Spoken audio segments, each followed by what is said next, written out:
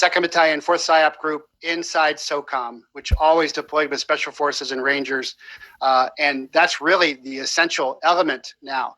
In my day, it was jumping loudspeakers and dropping leaflets as force multipliers, but now it's internet influence operations.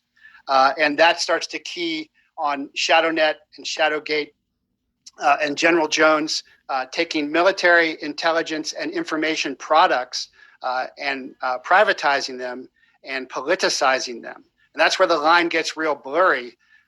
And you have to be real careful about that morally and ethically and legally, but also from an insurgency point of view, when we talk about a shadow government, and Obama's really running the shadow government. A shadow government is where you establish your government out in the boonies or something, and you start to provide governmental services so that the people will then turn and stop using the oppressor government and go to your government. That's what a shadow government is.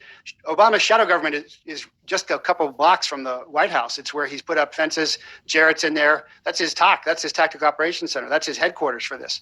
Right. But what you try and do when you're doing this is get the regime to be overly repressive, to overreact, to shoot people in the streets so that the people abandon the government and then go to the alternative government. That has not happened with Trump. Even in Portland, Oregon, I've read from reports from Antifa folks saying most people don't support us. In New York and California, they're burning masks. They do not have the people's support. And for an insurgency, that really is important. That's crucial.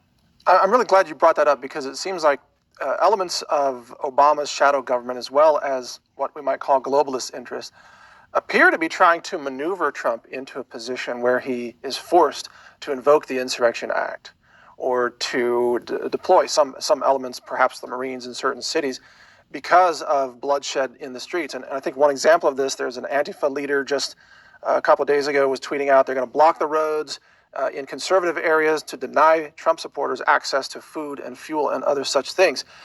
Given that the rules of engagement in the minds of Trump supporters now is probably much more open than it was before the election, it's not hard to imagine that this could result in firefights in the streets, bloodshed right there in the cities, which eventually could pressure Trump to resort to more aggressive military presence or of some kind, even before SCOTUS renders a decision on this election. I think Trump wants to wait for the courts to rule and not get pushed into invoking more aggressive action.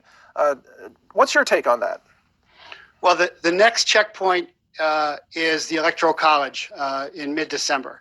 The next checkpoint after that is SCOTUS. The next checkpoint after that is inauguration. So there's some time in there, and he's going to go through all of those steps. And yeah, he's not going to overreact. I've been in martial arts for over 50 years. I still teach martial arts, and I teach kids, and I teach, I have a 73-year-old. But one of the first things I'll do is I'll shove them like, boys shove each other. And then the boy starts to come back in, and I'll say, well, who's controlling this fight? And at first they'll say, well, I'm controlling it because I'm coming in. I'm like, no, I acted, you're reacting, you're coming in, and you're fighting my fight. And so first thing I teach is never fight the enemy's fight.